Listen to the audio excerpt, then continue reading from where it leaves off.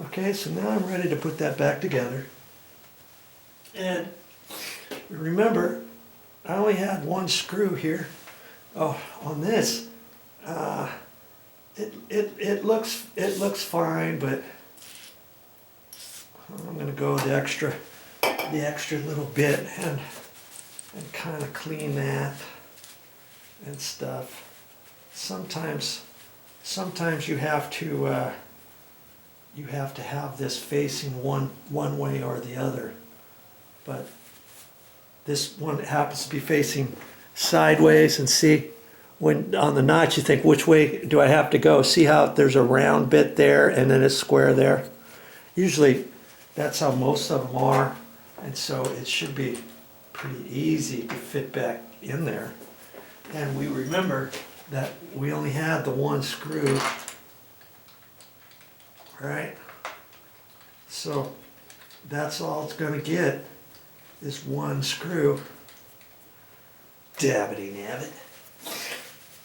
They must have, it's been sitting like this for the last 15 years. One screw on the front door, because the guy who was working on it, he was the flunky, he was the, what do you call it, the worker guy.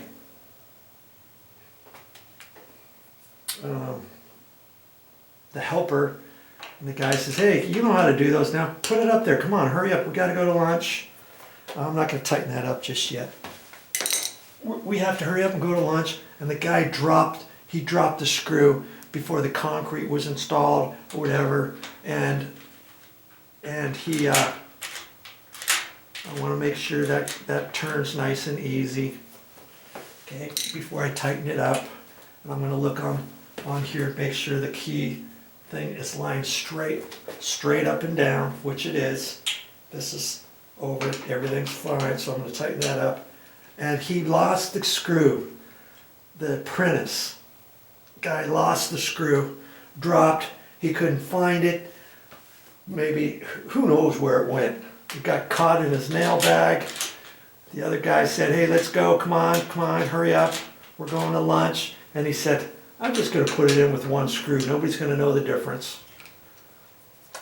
If he told his boss probably would have said, go find a screw or go put in a different deadbolt. Or they only had one deadbolt. This was the last one, and they didn't have a screw for it. Who knows? Who knows what it was, right? Okay. So I always like to have that facing down. So when you reinstall that, make sure that's facing down, and so now I can look at it right where it needs to go and click it on. See, that's all I need to do with that. And so now when I put the set screw in for the handle, see, it goes right in that little hole there. See. So when I have this over here, we'll keep you out of the way. I'm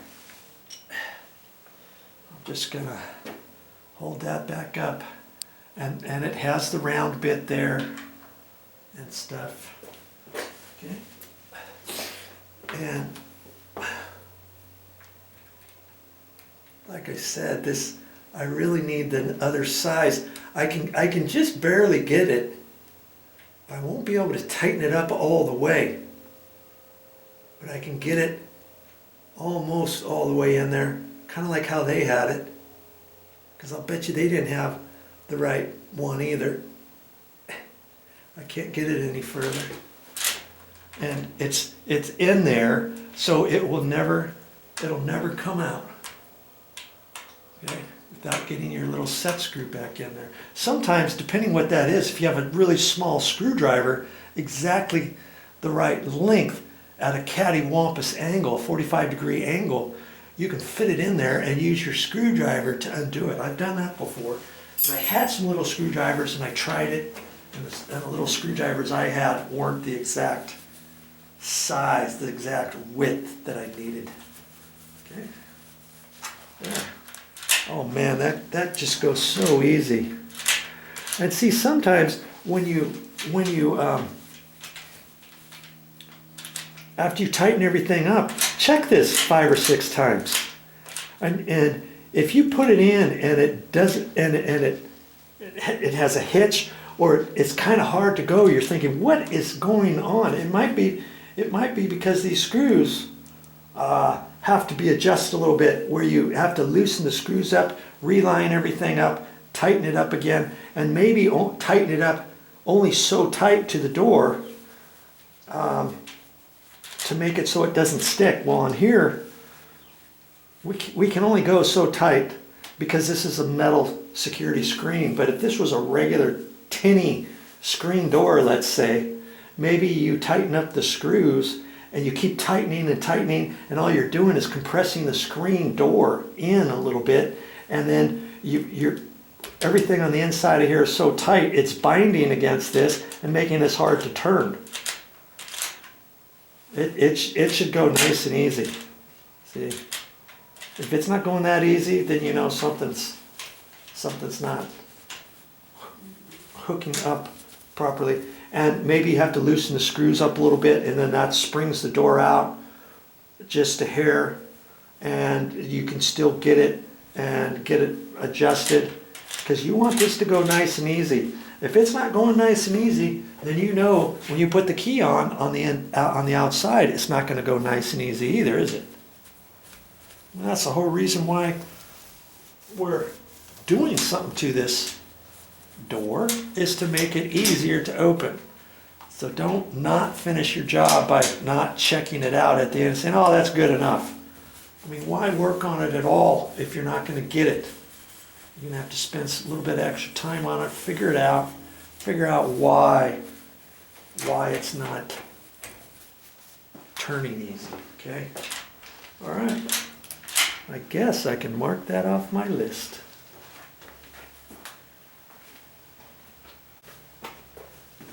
Well, that's all I got for this time, but I'll be back with more videos. Kaboom. What is my project today? I'm at Motha's house. I'm at her front door. She just happens to have a security screen door, kind of like this. It's very secure, makes her feel safe and all that kind of good stuff. But she says there's a gap around it, and I'm going to check that out. I went to the store and got some weather stripping. I'll show you that in a minute. She's afraid of little creepy crawlers. She said, what if a snake gets in here, or a mouse, or some bugs, or a centipede or something? See right in there? See that big gap in there? Look at that. And I'm gonna have to look at it pretty close in there. But I think if I put one thing and see there's a gap up there, I'm not as concerned about that, but hey, once I put the weather stripping on, if I can get it the whole way, then that's fine too. Right? And so I'm just going to put it along this edge. Now sometimes you can measure this before you go to the store, and normally they have weather stripping that you have it on different thicknesses, different widths. This happens to say fits gaps 1/4 to 3/8, and see here they'll show it. Here it's 3/8 tall, and it's a 1/2 inch wide, and it happens to be 10 feet long. 10 with a little line on it means 10 feet. Okay. This happens to be kind of a, see, it's black. And I was like, oh man, I want gray. Lots of times they have some cheap stuff from this same place, MD, that's gray. And you can get it 3/8, 1/2 inch, 5/8, by different widths and thicknesses. I went to Lowe's, and they only had the gray stuff in one measurement. It was only 1/8 inch thick, maybe, or 3/16. about 3/16 wide or 1/4 inch wide. It was like, no, I'm not using that stuff. I'll use this. This was the closest one they had. It was black, and I'm like, well, maybe black will be fine. I remembered her door was kind of an off-white, but I forgot it had the black on the inside screen, and see the trim around it is black and stuff. On the bottom of this weather stripping piece here is black. So hey, what color would you put on it? Hey, I lucked out. Black on black. I'm going to put that right on there. And you know, if it's too thick in a certain spot, I can trim off the thickness with some scissors or some little garden shears. You know, even tin snips, if they're really super sharp, you might be able to get it trimmed with that. But hey, I'll see what I can do. It's not. This is just a quick little video. It's not how to really put it on per se. It's pretty easy to figure out how to put it on. There's a tape piece on the back, and you just peel it off and then stick it on there. Okay, so that's what I'm going to do, and I might just put a little piece on the end to check it out. And sometimes you can stack it on top of each other, but I don't think I'm going to have to stack it. And then if you do stack it, you've got a chance of the top coming off and all that kind of stuff. I think I can make this work.